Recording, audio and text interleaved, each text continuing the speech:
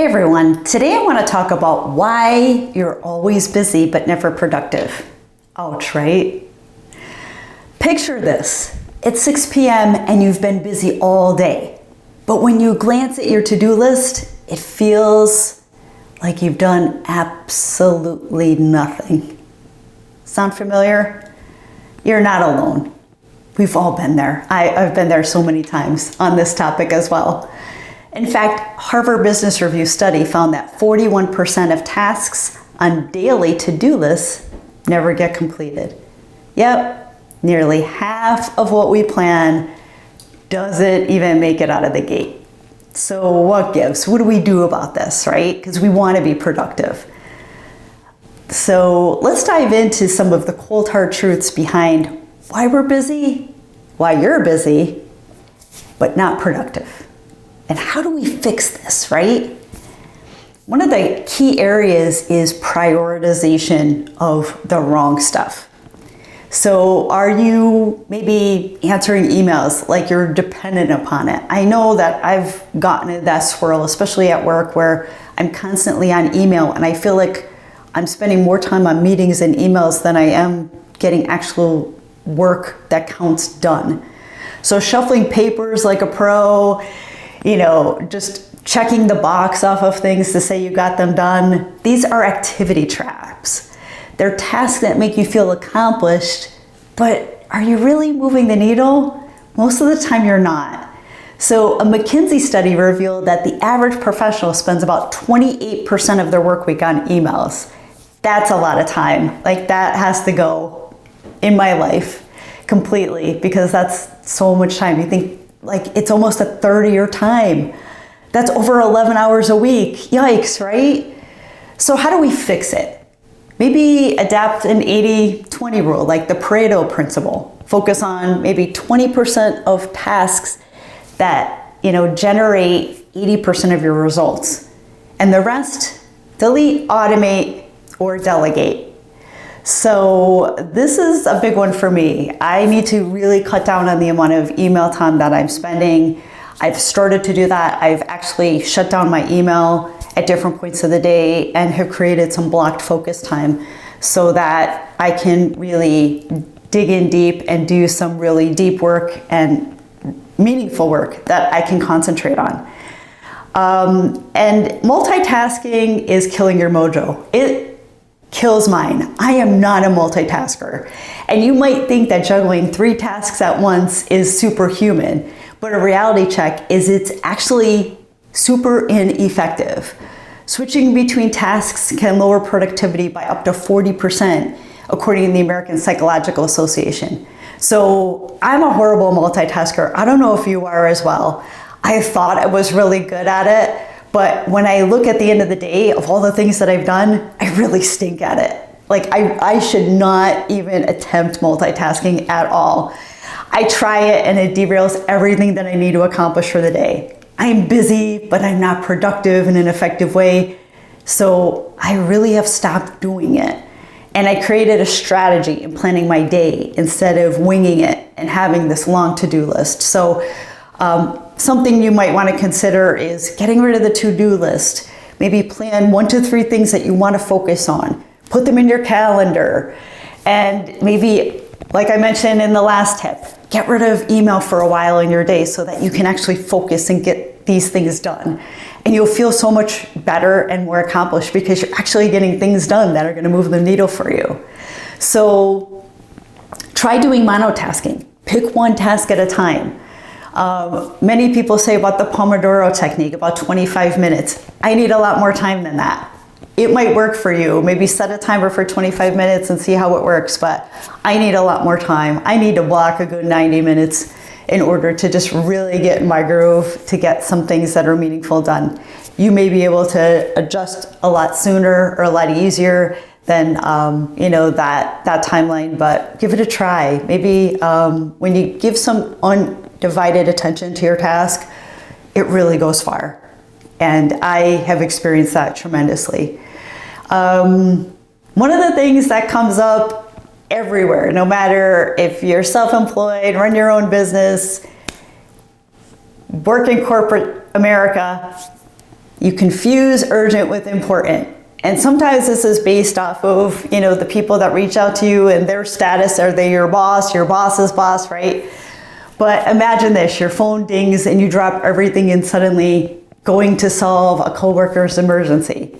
Spoiler alert here, it's really an emergency. Most of the time, this is something that just happens all day long, every day in a work environment. Am I right? It's like everybody has an emergency, but what about your emergencies? It seems like when you have an emergency and something that you feel pressing, you can't seem to get the same reaction, right? But researchers at the University of California, Irvine, found that it takes an average about 23 minutes and 15 seconds to regain focus after a distraction. So if you are in a corporate environment or you go to an office, every time someone has an emergency or asks you for something, it takes you almost 25 minutes to get back on track. That's a lot of time. So, and I wish employers would get this study and see that, so that maybe they gave you a lot more private time to get things done, because I think they would go far. So how do we fix this? Maybe start each day by identifying your most important tasks, like I mentioned earlier. 1 to 3 things that will have the biggest impact, and tackle them before anything else. And when someone asks you for a favor or for emergency, evaluate that based off of these tasks, and maybe say, hey, I'd love to help you, but I can help you after lunch or at 1 o'clock. I can't do it right now. So sometimes you could even get rid of some of those emergency and pawn them off to someone else, or you can just readjust based off of the things that are important to you that you need to accomplish for that day. And meetings, right? Let's be honest, half the time meetings could be just an email. And the other half, they probably shouldn't exist at all.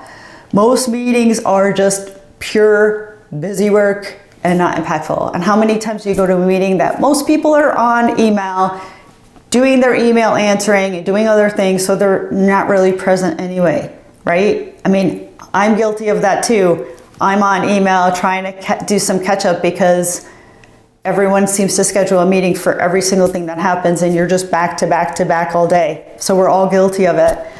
But according to the study in Doodle, 37% of meetings are deemed as unnecessary, totally unnecessary. So it's wasting countless hours of that potential productivity. And I agree, and actually think that percentage is much higher. I really do. For all the meetings that I go to, I think it's more on the 50 percentile, to be honest. So how do we fix this? We can ask others, can this meeting become a Slack message or a Teams message? If you must meet, keep it short. Maybe about 20 minutes or less can be ideal.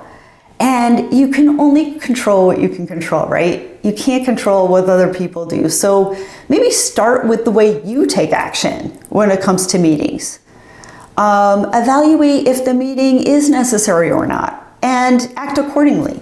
Pick up the phone or walk over to your colleague's desk and ask that question that could take 5 minutes or less, or schedule a meeting with a shorter time frame and a really tight agenda and keep everyone on track. I know there's a lot of people that would appreciate that. I would appreciate that if people did that for me. And sometimes we think we're burned out. We're not lazy, we can be burned out. And if you're dragging yourself through every task, it's not because you're not productive. It's because you're fried. Pure brain fried. Chronic busyness leads to burnout like you won't believe, and it zaps your focus and motivation. I don't know if you can agree with me, but don't you feel like sometimes when you get to the end of the day and it's just been so crazy busy, but you haven't gotten anything done, but you're just so exhausted. You're so tired. So how do we fix this one? You might want to schedule some non-negotiable downtime. Take a walk, take a nap, or meditate, even if it's just for 10 minutes. That can help you to totally recharge your brain. So I know I do this at various points in my day. I take the dog for a walk, even if it's for 15, 20 minutes. I need some time away from the screens. It helps your brain, it helps you calm and relax. It also helps your eyes to refocus, because after a while, I feel like our eyes are fried from looking at those screens so long. And the hard truth is that busy does not equal productive. So don't fool yourself. Here's the kicker. Being busy is easy. It feels good to check the boxes, doesn't it? Even if they're meaningless. But productivity, on the other hand, it takes strategy and discipline to pull off. But it's totally doable. With a few tweaks to your approach, to your calendar, to your schedule, to your mindfulness and the way you look at things, you'll go from always busy to always productive and focused. So now it's your turn. Which productivity traps do you fall into most often? Put it in the comments. I might have a tip for you. So here's to doing less and accomplishing so much more. So if you found this content valuable, please consider subscribing, and I will see you all in the next video.